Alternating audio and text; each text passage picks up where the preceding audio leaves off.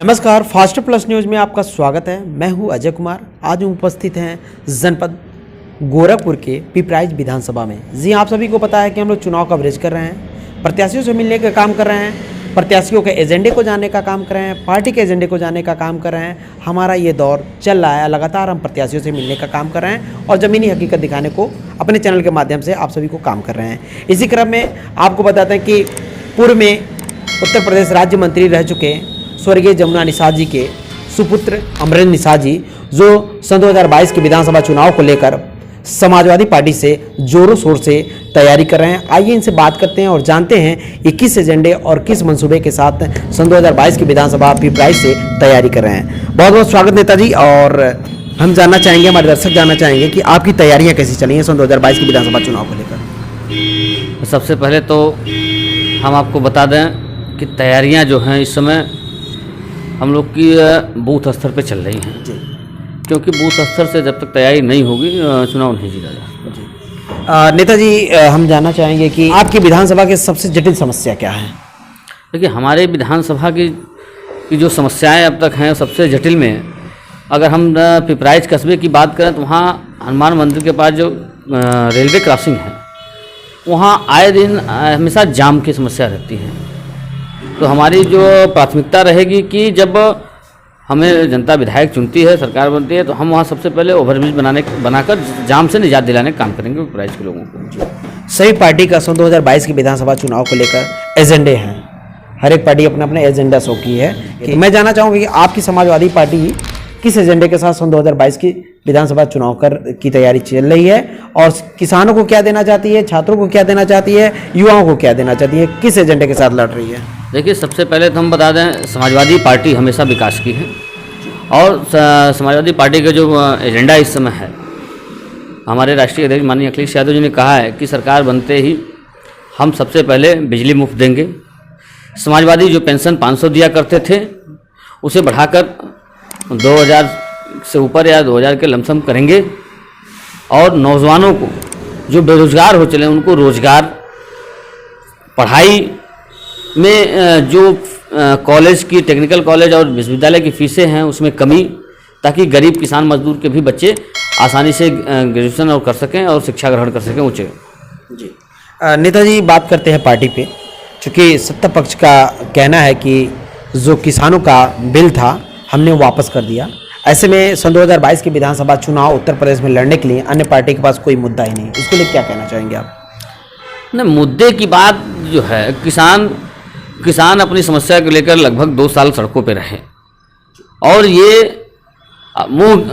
उल्टे मुंह अपने गिरना और कुछ कहावतें ऐसी जो हम नहीं कह सकते। भारतीय जनता पार्टी अपने बिल लाकर काला कानून ले आई, फिर विवश होना पड़ा उनको किसानों के आगे, क्योंकि किसानों की मांग जायज़ थी और भारतीय जनता पार्टी ने अपनी कही बात हमेशा मुकरती है।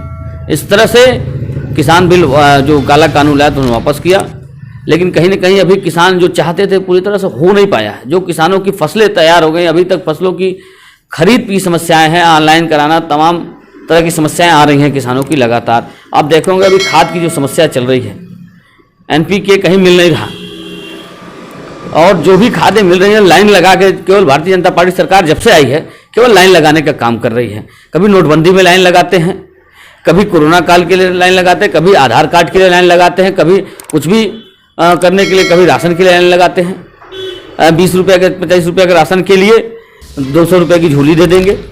केवल झूठ बोलने का भारतीय जनता पार्टी करती है। उन्होंने कहा था सर जब 2014 में कि 15 लाख रुपये देंगे, आज तक 15 लाख रुपये का कहा, 15 रुपये कहीं पता नहीं चला। तो भारतीय जनता पार्टी केवल झूठ बोल रही है। अभी आप देखें, खाद कारखाना की बात करते हैं, मोदी जी आए थे।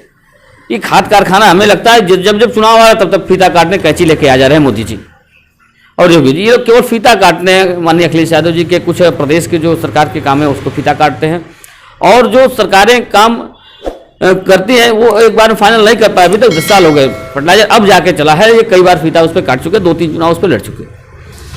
और उत्तर प्रदेश सरकार की बात करें तो ये केवल माननीय अखिलेश यादव जी की फीता काट रहे हैं। अभी आप देख रहे होंगे समाजवादी पूर्वांचल एक्सप्रेस वे था, उसका नाम उन्होंने बदल दिया, पूर्वांचल एक्सप्रेस कर दिया। उसमें जो चीज़ें माननीय अखिलेश यादव जी जब मुख्यमंत्री उन्होंने कहा था कि इसके हम बगल में मंडियां देंगे जिससे किसानों की फसलें उचित मूल्य पर बिक सके। लेकिन कहीं मंडी न दे के सारी सुविधाएं कट करके ये केवल नाम चेंज कर दिया और घटिया काम उन्होंने किया। बात करते हैं सत्ता पे, क्योंकि सत्ता पक्ष का कहना है कि जब भी समाजवादी पार्टी की सरकार बनती है तो कानूनी व्यवस्था लुंज हो जाती है और गुंडों का शासन चलने लगता है। इसको लेकर आप क्या कहना चाहेंगे? देखिए, कानून व्यवस्था की बात करते हैं, इनके नाक तले गोरखपुर में कानपुर के व्यापारी की हत्या होती है।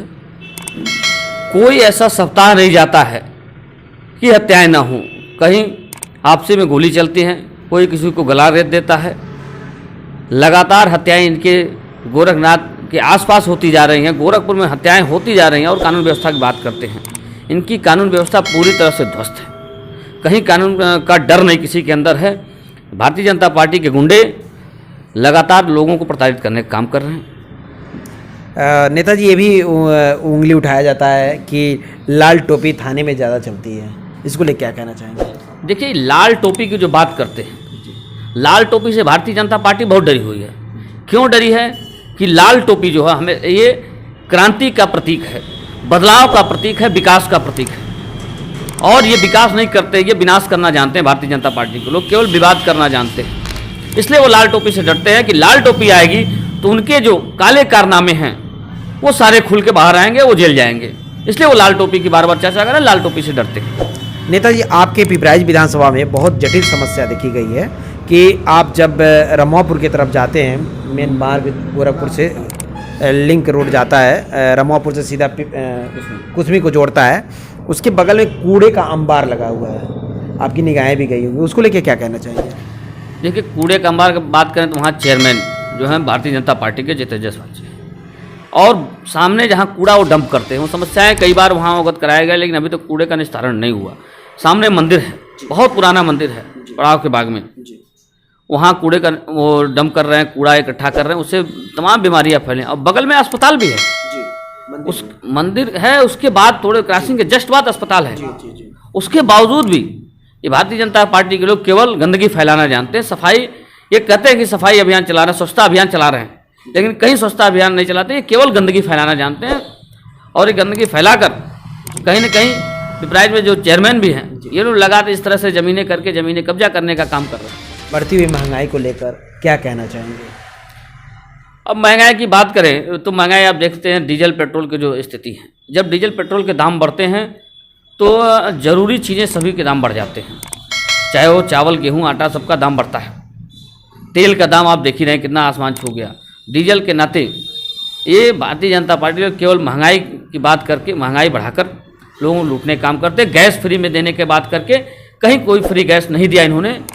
जनता परेशान, 1000 रुपये से ऊपर के गैस बढ़ा। आज जनता घरों में सिलेंडर स्टूल के काम आ रहे हैं, गैस में लकड़ी पे लोग खाना बना रहे हैं, तमाम गरीब। नेताजी, चूँकि आपके पिताजी भी ज़मीनी नेता रहे, स्वर्गीय जमुना निषाद जी, और आप भी उनके कर कमलों पे ही चल रहे हैं, उनके निर्देशों पे ही चलने का काम कर रहे हैं। आप भी एक ज़मीनी नेता हैं, अपनी विधानसभा की समस्या को लेकर अपना समस्या समझकर उनके हक और अधिकार की लड़ाई लड़ने के लिए आप विधानसभा में विख्यात हैं। ऐसे में मैं जानना चाहूँगा कि अगर आप पिपराइच विधानसभा से आपको टिकट मिलती है और आप समाजवादी पार्टी से जीत कर विधायक बनते हैं पिपराइच विधानसभा का, तो मैं जानना चाहूँगा कि विकास के क्षेत्र में पिपराइच विधानसभा को, जनता को क्या देना चाहेंगे, क्या उपहार देना चाहेंगे, क्या क्या विकास होना चाहिए?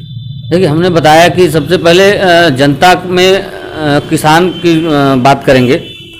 सबसे पहले किसानों की फसल जो है उनकी उचित दाम पे बिके, उन्हें खाद और सिंचाई के लिए जो हमारी सरकार में बिजली मुफ्त, नहरों में पानी मुफ्त था, ये सारी समस्याएं इस सरकार में पुनः आ गई हैं कि नहर में पानी नहीं आता, बिजली मुफ्त किसानों को नहीं मिल रहा, फसल का उचित दाम नहीं मिल रहा।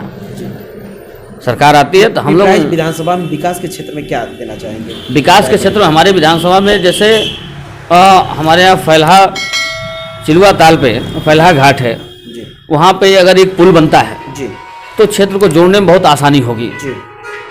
करीब 50,000 की आबादी, उससे आवागमन में आसानी हो जाएगा। अभी आप छामू थान का पुल था, नेताजी जब मुख्यमंत्री थे तब हुआ था काम, और माननीय अखिलेश यादव जी जब मुख्यमंत्री हुए तो वो काम पूरा फाइनल हुआ। इस तरह से उस फैलहा घाट पुल बनाकर लोगों को जोड़ने का काम करेंगे। पिपराइच में जो जाम की समस्या है ओवरब्रिज बनाकर और जाम की समस्या दूर कराने का काम करेंगे। और पिपराइच में तहसील होना चाहिए, इतनी बड़ी आबादी है, यहाँ एक तहसील होनी चाहिए पिपराइच के नाम से, उस पर भी हम काम करेंगे। नेताजी, आप जोरों शोर से समाजवादी पार्टी के परचम लहराने के लिए अपने विधानसभा में दिन रात एक करके मेहनत कर रहे हैं। ऐसे में एक सवाल आता है कि अगर समाजवादी पार्टी से आपको टिकट नहीं मिलती है तो मैं जानना चाहूँगा कि पार्टी के प्रति आपका क्या रुझान होगा? देखिए, टिकट मिलना न मिलना वो नेतृत्व का है। वो नेतृत्व के जो फैसले होंगे वो सहस्र में स्वीकार हैं। हम लोग का बस एक लक्ष्य है, पार्टी के जितने वर्कर हैं, हम लोग पार्टी के जितने नेता हैं, सबका एक ही लक्ष्य है, सरकार बनाना। हम सभी लोग उस पर काम कर रहे हैं और सरकार बनाएंगे।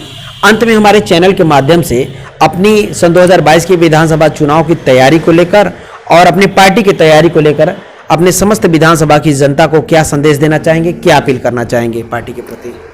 हम आपके न्यूज़ चैनल फास्टर न्यूज़ के माध्यम से विधानसभा पिपराइच की जनता और आपकी न्यूज़ पे जितने लोग देख रहे हैं, सबसे अपील करना चाहेंगे कि आगामी 2022 में जब चुनाव आता है, इन झूठों की सरकार को हटाने के लिए समाजवादी पार्टी को वोट कर माननीय अखिलेश यादव जी को पुनः मुख्यमंत्री बनाकर उत्तर प्रदेश को उत्तम प्रदेश बनाकर विकास की तरफ ले जाने का काम करें, ये हम अपील करना चाहते हैं। धन्यवाद। तो ये रहे नेताजी अमरेंद्र निषाद जी, जो स्वर्गीय जमुना निषाद जी के सुपुत्र रहे हैं और ये दिन रात एक करके अपने विधानसभा में चुनाव की तैयारी कर रहे हैं और समाजवादी पार्टी का परचम लहराने का काम कर रहे हैं। तो आज हमारे साथ उपस्थित रहे हैं अमरेंद्र निषाद जी, अजय कुमार के साथ सूरज विद्यार्थी।